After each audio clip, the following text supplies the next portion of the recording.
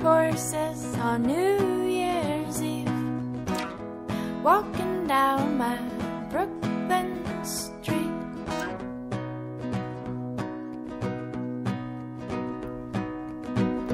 And I saw fireworks in your eyes. I was falling, falling, falling 1 year ago at this time.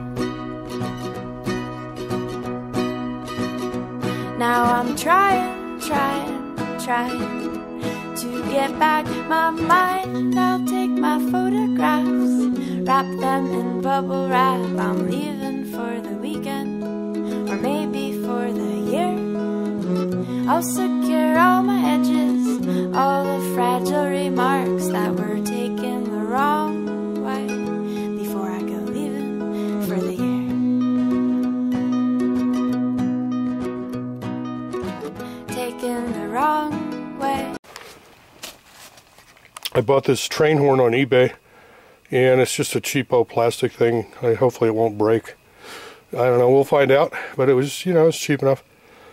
And I had this scrap piece of angle iron here, so I mounted all the horns, the compressor, and the relay all on this piece of angle iron. Took out of my scrap pile. I'm going to be mounting it right here on the firewall, and it just kind of fits there.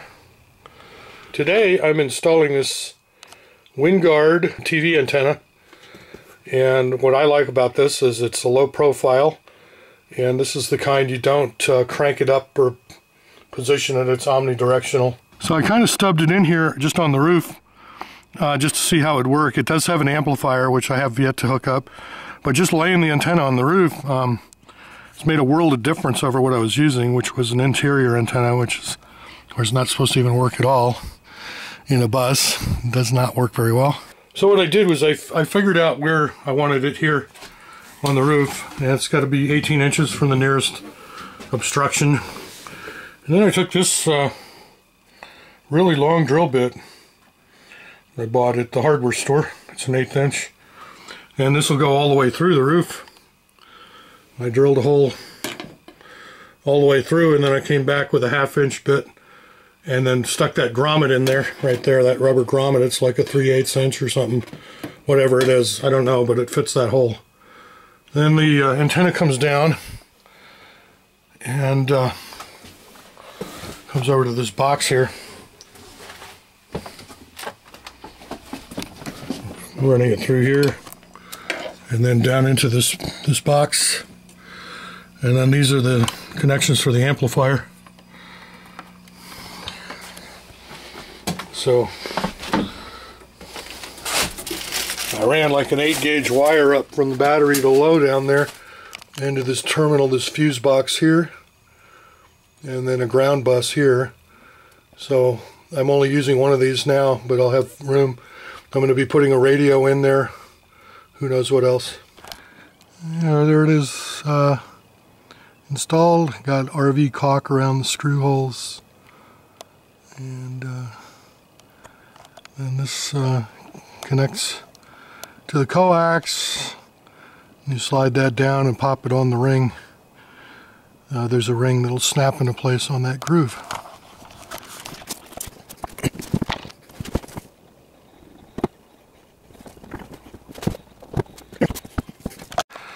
And there she goes. Now it's supposed to be 18 inches from any obstruction, see? So I got a solar panel here and a solar panel here. The one in the front's actually going to go away because I'm going to put a hatch door in there. But anyway, that was the perfect spot. Back here I'm going to put a rack. Stay tuned to that. I'll be videoing that, of course. There's my broken roof vent I need to replace. Here's the caulking I used. I've read, you know, I don't know myself, but I've read you should never use silicone on an RV. You should use this stuff. Why that is, I don't know, but it's RV caulk, not silicone.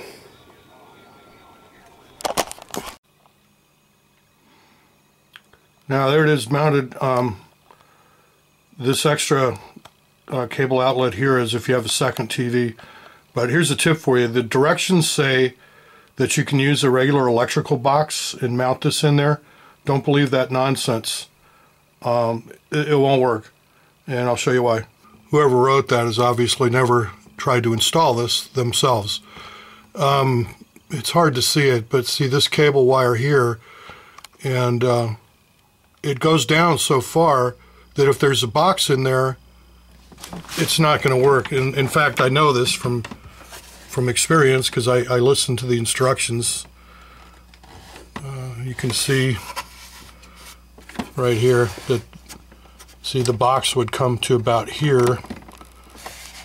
The box would come to about here, and this, with the cable on there and everything, if there's a box there, this assembly is not going to fit inside a regular electrical box. No way, no how.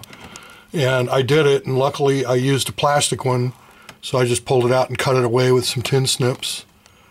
And then there's another one here. So if you have a second TV, which I don't, but there's one of these cable outlets that you'll hook to this up here, and right now it's just not hooked up.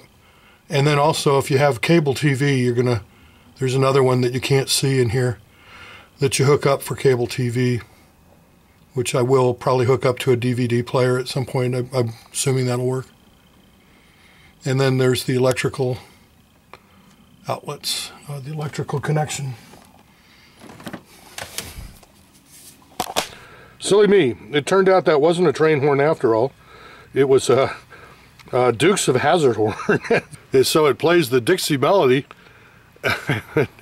All right, so anyway, I went to Harbor Freight and bought a Harbor Freight air horn, so now I got two super cheap horns in here, this one and this one. I think I'm going to do for this one is just make a manifold and have it so instead of playing a tune, it just runs all of these at the same time. See how that works out. But what I wanted to show you was it does work. Here's how my piece of angle iron, that worked out really well to mount everything on there, and it took these really long threaded stock and bolted it on. And so I got two sets of horns on here, complete with the relay. See the relay, the compressor, everything. So if you're going to mount something like that, I would suggest doing that. It makes it a lot easier. And then that entire thing, both of these, will come off as one unit. So that's how that story turned out. Hello everybody, it is John's bus conversion, and I'm right now in the video. We worked on the bus right here, which is completely awesome. He's been working on it for quite a while, and I like it. It's pretty amazing. Yeah. And I hope you guys subscribe to YouTube for John's bus conversion, and thank you everybody. And see you next time.